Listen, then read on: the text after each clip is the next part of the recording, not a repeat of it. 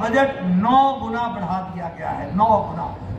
उसी तरीके से आपके लिए वंदे भारत ट्रेन जो है वो चाहे जलपाईगुड़ी जाने की बात हो, चाहे लखनऊ जाने की बात हो, चाहे रांची से कनेक्शन देने की बात हो, हर दृष्टि से, चाहे कलकत्ता से जुड़ने की बात हो, हर दृष्टि से इस कार्य को आगे बढ़ाने का काम किया है।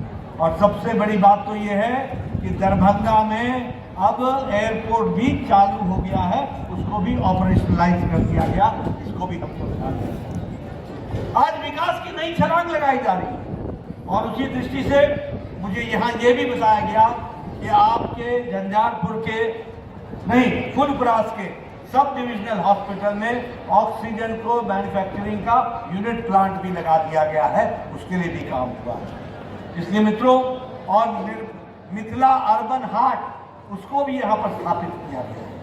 यानी विकास की दृष्टि से चाहे हाईवे हो, चाहे रेलवे हो, चाहे एयरपोर्ट हो और चाहे इंटरनेट हो, हर दृष्टि से झंझारपुर को मुख्य धारा में लाने का काम हुआ। और इसलिए आपसे मैं निवेदन करना चाहता हूं कि आप रामप्रीत जी को, मंडल जी को आप चुनाव जिताइए और उनको आप जिता करके आप भेजिए, तीर के निशान पर आप इनको आगे बढ़ाइए और इनको सफलता दीजिए। लेकिन मैं जब यहाँ आया हूँ तो मैं कुछ चर्चा कांग्रेस पर भी करना चाहूँगा और कुछ चर्चा मैं आरजेडी पर भी करना चाहूँगा। ये घमंडिया अलायंस के सब पार्टनर जो बन गए हैं, चाहे कांग्रेस पार्टी हो चाहे आरजेडी हो, मैं आपसे पूछना चाहता हूँ, आप बताइए ये घमंडिया अलायंस है क्या? ये इंडी अलायंस है क्या? ये परिवार वाली पार्टियों का जमावड़ा है और भ्रष्टाचारी पार्टियों का जमावड़ा है। हर तरीके से भ्रष्टाचार करने वाले लोग। आप बताइए, आज राहुल गांधी बेल पर हैं, सोनिया गांधी बेल पर हैं, चिदम्बरम बेल पर है, कार्तिक चिदम्बरम बेल पर है, संजय सिंह बेल पर है, हमारे लालू प्रसाद यादव बेल पर हैं, इनके परिवार के लोग बेल पर हैं, टीएमसी के नेता बेल पर हैं, डीएमके के नेता बेल पर हैं। ये सब लोग बेल पर हैं, सबने भ्रष्टाचार किया है। आप बताइए, ये अरविंद केजरीवाल जेल में है कि नहीं है? बताइए, जेल में है कि नहीं है?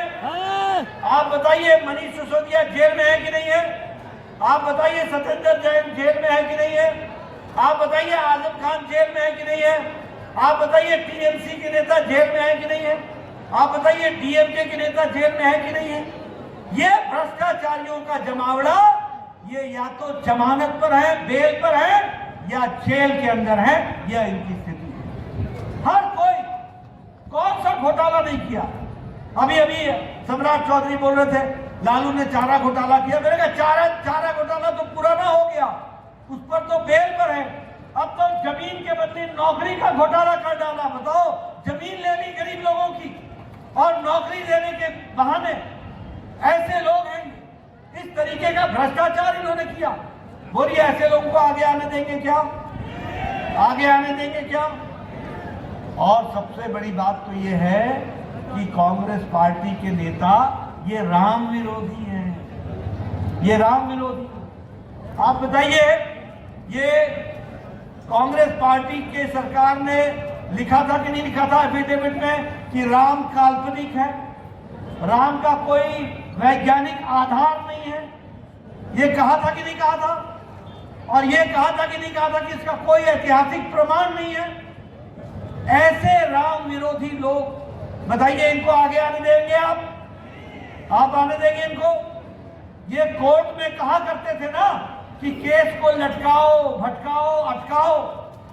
आज प्रधानमंत्री मोदी जी के प्रयास से कोर्ट से केस निकला, राम मंदिर बनने का रास्ता प्रशस्त हुआ और 22 जनवरी को भव्य राम मंदिर में रामलला का प्रतिष्ठान हुआ। वो हम लोगों ने देखा, वो हम लोगों ने देखा।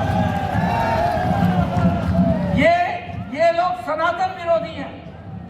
इनके अलायंस घमंडिया गठबंधन के लोग दक्षिण में सनातन को डेंगू बोलते हैं, मलेरिया बोलते हैं। एक नेता ए राजा HIV/AIDS बोलता है। बोलिए ये सनातन विरोधी है कि नहीं है? सनातन विरोधी है कि नहीं है? ऐसे लोगों को आने दोगे आगे? आने दोगे आगे? आप बताइए, ये सब लोग देश विरोधियों के साथ खड़े होते हैं कि नहीं खड़े होते हैं? देश विरोधियों का समर्थन करते हैं कि नहीं करते हैं? ये टुकड़े टुकड़े गैंग जो नारे लगाते थे, अफजल हम शर्मिंदा हैं, तेरे कातिल जिंदा हैं। अफजल कौन था? अफजल वो था जो मास्टरमाइंड था, पार्लियामेंट में गोली चलाने के अटैक का जो मास्टरमाइंड था, वो था अफजल। और उसके नारे लगते हैं कि अफजल हम शर्मिंदा हैं, तेरे कातिल जिंदा है। कातिल कौन हो गए? सुप्रीम कोर्ट का जज कातिल कौन हो गया? उस समय के राष्ट्रपति प्रणब मुखर्जी, जिन्होंने माफी नहीं दी, वो कातिल हो गए। और क्या कहते हैं, भारत होंगे तेरे टुकड़े टुकड़े इंशाअल्लाह इंशाअल्लाह। और राहुल गांधी दूसरे दिन इन JDU वालों के साथ जाके खड़े हो जाते हैं और अब ऐसे लोगों को कैंडिडेट बनाते हैं। बोलिए, ऐसे देशद्रोही ताकतों को आगे बढ़ने देना है क्या? बढ़ने देना है क्या?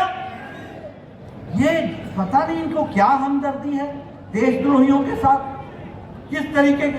अभी हमारे जवान, बिहार के जवान, जब उरी की घटना घटी उसमें शहीद भी हुए और उसके बाद हमारे बिहार के जवान वो जाकर के उन्होंने सर्जिकल स्ट्राइक किया और पाकिस्तान के अंदर घुस करके दुश्मनों को मारा और वापस आए। ये कांग्रेस पार्टी पूछती है प्रमाण क्या है, इसका प्रूफ क्या है? बोलो, ऐसे लोग को आगे आने दोगे क्या? ऐसे लोग को आने दोगे आगे? आप बताइए, ये बाटला एनकाउंटर होता है, आतंकवादी मारे जाते हैं और इनके नेता बोलते हैं सोनिया गांधी जी रोई, आतंकवादी के मरने पर रोती हैं।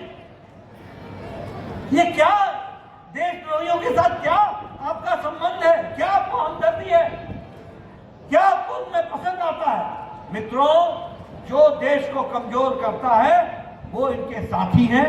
जो देश को कमजोर करता है उनके प्रति इनकी हमदर्दी है। जो देश को कमजोर करता है उनके साथ खड़े दिखते हैं। ये है घमंडिया अलायंस, ये है इंडी अलायंस।